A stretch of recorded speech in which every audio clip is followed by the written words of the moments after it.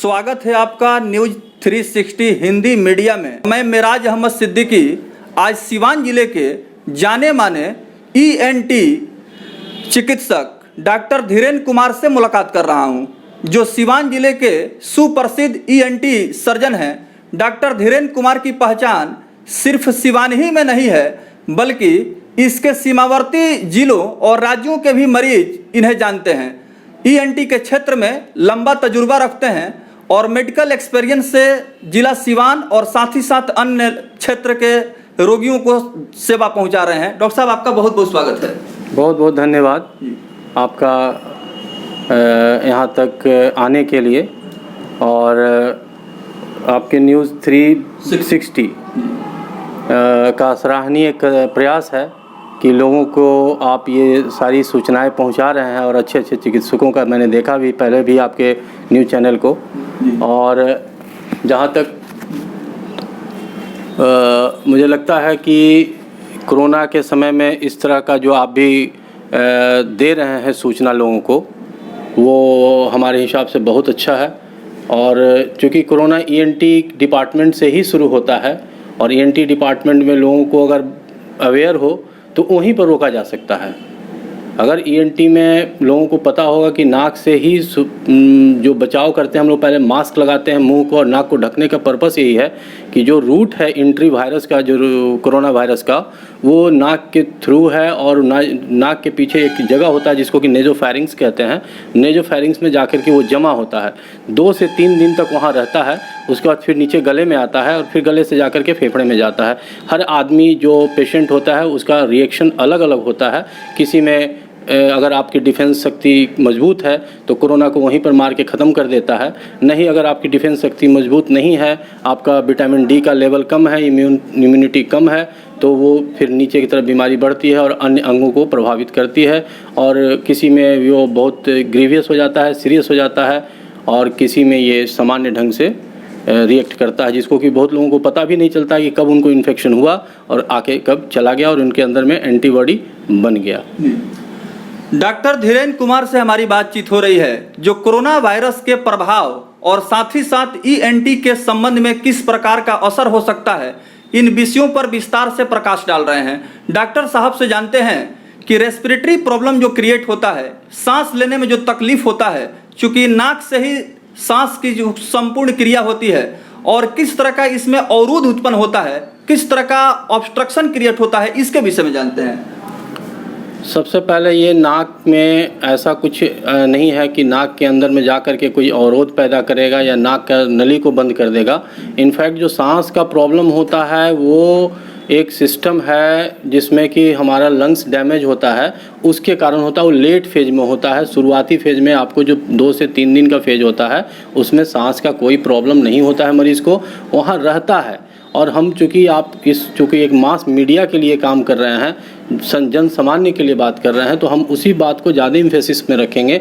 Technical बात पे ना जा करके हम बताएंगे कि अवेयर कैसे करें। बिल्कुल। तो वहाँ पर अगर आप जाते हैं घर में, सबसे पहले तो ये आप ये जो मास्क है हमेशा ऐसे यूज़ करें, इसको लगा के रखें। कभी भी पब्लिक प्लेस में निकलें तो मास्क को इस तरह से पूरा ढका रहना चाहिए, कवर होना चाहिए, कहीं से लीक नहीं होना चाहिए। दूसरी बात है कि आप जब भी मास्क को जाएं, यहाँ छूने की कोशिश नहीं करें टिप को, क्योंकि जब आप सांस लेते हैं तो सारा वायरस फिल्टर होके इस टिप पर आकर के जमा हो जाता है। अगर आप जब टच करते हैं तो इस फिंगर पर वायरस आकर के टच कर गया, और खुदा न खास्ता आप उंगली को खुजलाने लगे, कान खुजलाने लगे, तो जो वायरस यहाँ था फिल्टर हुआ चीज़, वो सब जगह पूरे बॉडी में आपने टच कर दिया, तो वो आप कंटामिनेट कर दिए। उस मास्क का कोई मतलब नहीं है। दूसरा चीज़ ये है कि मास्क को जब भी आप खोलें, इसको सैनिटाइज़ करें, साबुन के घोल में डाल दें ले जा करके घर में, सबसे अच्छा सैनिटाइज़र है।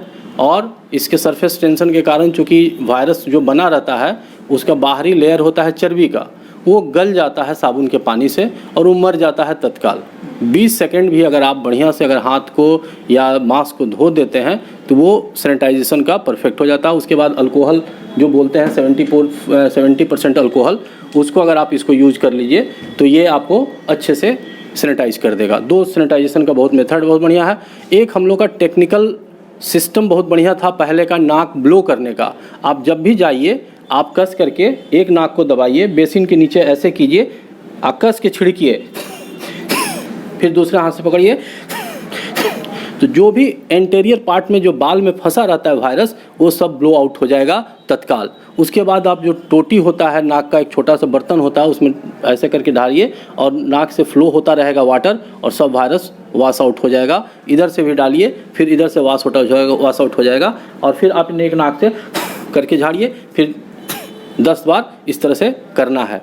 तो आप 99% चांस है कि आपको वायरस इन्फेक्ट नहीं करेगा। जैसे ही वायरस अंदर गया, पहले ही आपने 3 से 4 घंटे में उसको आउट कर दिया, वायरस का लोड कम हो गया और वो अंदर नहीं जाएगा, और नहीं जाने से आपको कॉम्प्लिकेशन डेवलप नहीं करेगा। शुरुआती दौर में कोरोना संक्रमण का मामला काफ़ी तेजी से बढ़ा था और अप्रत्याशित इजाफा हुआ था। Doctor Dhirendra Kumar corona virus के बचाव के संदर्भ में साधारण भाषा में सामाजिक जन जागरूकता अभियान कार्यक्रम के माध्यम से न्यूज़ 360 हिंदी मीडिया के माध्यम से आवाम को, समाज को जागरूक करने के लिए अपना बहुमूल्य सुझाव दे रहे हैं। और जिस प्रकार से डॉक्टर धीरेन्द्र कुमार ने तरीका बतलाया है कैसे आप इस विधि का प्रयोग करें और किस टेक्निक से आप इससे फ़ायदा उठा सकते हैं, तो डॉक्टर धीरेन्द्र कुमार जी से जानते हैं कि कोरोना वायरस अगर इतना खतरनाक है, संक्रमण अगर इतना तेजी से बढ़ रहा है, मौत इसमें बहुत कम हो रही है, कारण क्या है सर? हमारा आकलन अलग अलग है, विभिन्न देशों का अलग अलग अपना सर्वे है। हम अपने देश में भी कहेंगे कि अलग अलग राज्यों में अलग अलग तरह से मोर्टेलिटी रेट है। जैसे महाराष्ट्र में पहले 7 था, 8 था मोर्टेलिटी रेट। कहने का मतलब है कि 1000 आदमी में से 8 आदमी को ये प्रॉब्लम हो रही थी। अगर यहाँ पर हम लोग को मानेंगे तो 1.8 मोर्टेलिटी रेट है, बहुत ही कम है। और इसको हम लोग भाग्यशाली समझेंगे अपने बिहार राज्य को कि इतना कम मोर्टेलिटी रेट है। लेकिन अगर 1.8 मोर्टेलिटी रेट भी है तो हम क्यों नहीं उन लोगों को भी बचा के चलें कि उनकी भी मौत नहीं हो। अगर हमारी जो समाज है, हमारे दोस्त भाई बहन जो भी हैं, अगर थोड़ा सा भी अवेयर हों, मास्क का यूज़ करें, घर में जैसे कपड़ा पहन के निकलते हैं, अगर मास्क को कपड़ा समझ के समझें और उसको पहन के निकलें तो 99% चांस है कि उनको बीमारी नहीं होगी। ये सबसे ज़रूरी है। और घर पहुंचते ही साबुन पानी, कोई ज़रूरत नहीं है, साबुन पानी से आप हाथ धोएं, सीधे बाथरूम में जाएं, सारे कपड़े को बाल्टी में साबुन घोलें या सर्फ घोलें, जो भी है। 10 रुपये का भी सर्फ है तो उसके एक पैकेट घोल करके, आपके पास बहुत बड़ा पैकेट का नहीं ज़रूरत है, बहुत कोई एंटीसेप्टिक साबुन का ज़रूरत नहीं है, कोई भी साबुन जिसमें सरफेस टेंशन हो घोलिए, डालिए, कपड़े को डाल दीजिए, अपना से नहा लीजिए। बाल में फंसता है वायरस, उसको साबुन से, शैम्पू से, जो भी है आपके पास, धो लीजिए। तो आप गर्म पानी का लेकर के 1 गिलास, कुछ नहीं, नमक, पानी और हल्दी पी लीजिए, उतना काफ़ी है। आपके गला साफ़ हो गया, आपका नाक साफ़ हो गया, बाल साफ़ हो गया, आपका कपड़ा साफ़ हो गया। इसमें 1 पैसा लगना नहीं है। एक थोड़ा सा जो पैसा लगेगा मास्क में लगेगा और सैनिटाइज़र में लगेगा। सैनिटाइज़र का यूज़ सबको करना चाहिए, चाहे हम हो और चाहे मीडिया कर्मी हो। हमने मीडिया कर्मी लोगों को भी देखा है कि बहुत लोग सैनिटाइज़र का यूज़ नहीं करते, लेकिन करना चाहिए क्योंकि आपसे लोग अवेयर होते हैं। आप लोग अच्छा है कि दोनों आदमी देखें कि पूरा तरह से कवर करके आए यहाँ पे, लेकिन हमको बोलने के लिए, क्लैरिटी के लिए हम मास्क हटाए हैं। मास्क मैं हटाता नहीं हूँ जनरली, और इसलिए मैं आप लोगों को सबको कहता हूँ कि ये इससे बचें। लेकिन अगर किसी को खतरनाक स्थिति में पहुँच जाती है तो फिर उनको अच्छे से कंसल्टेशन करवाना चाहिए, टेस्ट करवाना चाहिए। टेस्ट करवा करके, फ्री में टेस्ट हो रहा है सदर अस्पताल में। 3 तरह का टेस्ट है, एंटीजन है, कोरोनेट टेस्ट है, एंटीजन एंटीबॉडी टेस्ट है, और एक RT-PCR टेस्ट है जो कि वहाँ जाता है पटना में यहाँ से टेस्ट होने के लिए। संदेह होने की स्थिति में अभी बिहार सरकार और राज्य सरकार और हमारे सिविल सर्जन और मीडिया सब लोग अवेयर है इस चीज़ को कराने के लिए। बहुत सुगमता से हो रहा है, सबका हो रहा है। वहाँ जाके करवा करके तुरंत रिपोर्ट ले करके आएँ और जाँच करवा करके आइसोलेट कर लें, अपने फैमिली को बचाएँ, अपने आप को बचाएँ। क्योंकि अगर एक आदमी अपने आप को बचा लेता है तो अपने अगला चेन को तोड़ देता हो। चेन तोड़ने से क्या होता है कि आगे लोगों को नहीं फैलता है। ये घबराना नहीं है कि हमको कोरोना हो गया है। कोरोना कोई ऐसा नहीं है कि बहुत बड़ा जानलेवा हो गया, ये क्या हो गया। डरना तो एकदम है ही नहीं, डरने की कोई ज़रूरत नहीं। चलते चलते डॉक्टर धीरेन्द्र कुमार से जानते हैं, चूँकि नाक, कान, गला रोग विशेषज्ञ हैं, सिवान जिले में काफ़ी लंबे समय से मेडिकल प्रैक्टिस कर रहे हैं, तजुर्बा और अनुभव के मामले में काफ़ी लंबा एक्सपीरियंस रखते हैं। मौसम में बदलाव हो रहा है, जैसे ही बरसात का मौसम समाप्त हुआ है और धीरे धीरे हम लोग बरसात के मौसम के बाद दूसरे मौसम की तरफ बढ़ रहे हैं। कैसे नाक, कान, गला रोग से संबंधित हिफाजत हो, बचाव कैसे हो, डॉक्टर धीरेन्द्र कुमार से जानते हैं। सर, मौसम बदल रहा है, कैसे बचाव? मौसम बदलने का सबसे बड़ा प्रभाव होता है नाक पर।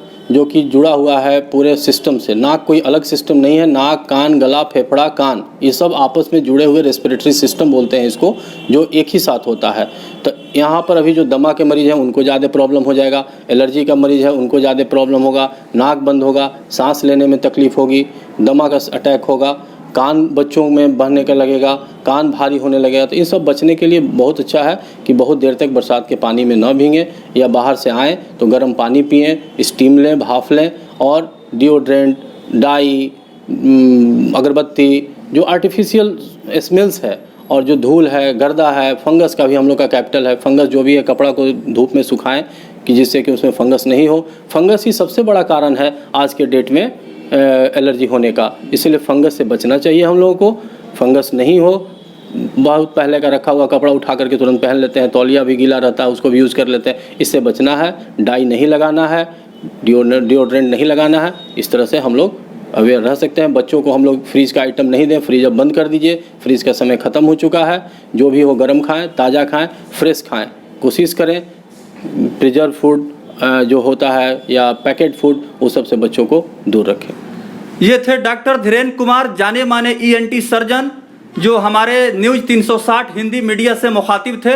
बदलते हुए मौसम में नाक, कान एवं गला रोग से संबंधित बीमारियों से बचाव कैसे हो, और कोविड-19 को लेकर के जो पूरा विश्व में एक तरह से उथल पुथल का माहौल मचा हुआ है और दहशत का माहौल देखा जा रहा है, डॉक्टर धीरेन्द्र कुमार ने लोगों से अपील किया है कि कोरोना जैसी वैश्विक महामारी के खिलाफ बचाव करें, बेहतर होगा, दहशत में ना आए। सर, चलते चलते आपका एक छोटा सा संदेश, क्या संदेश देना चाहेंगे? लोगों की मानसिकता, जो जहनियत है, वो दबाव में है कोरोना को लेकर। सबसे पहले मैं ये कहूँगा कि कोरोना से संबंधित बहुत सारा मीडिया पर जो डरावनी समाचार देख रहे हैं उससे बचने की कोशिश करें। कोशिश करें कि इस तरह का मीडिया का जो पहल करें उसी तरह के न्यूज़ को ही देखें और उससे अपने आप को, मन को शांत रखें। कोरोना वैसा कोई बीमारी नहीं है जिससे कि आपको भयभीत होने की ज़रूरत है, अपना ब्लड प्रेशर बढ़ाने की ज़रूरत है, अपनी धड़कन बढ़ाने की ज़रूरत है।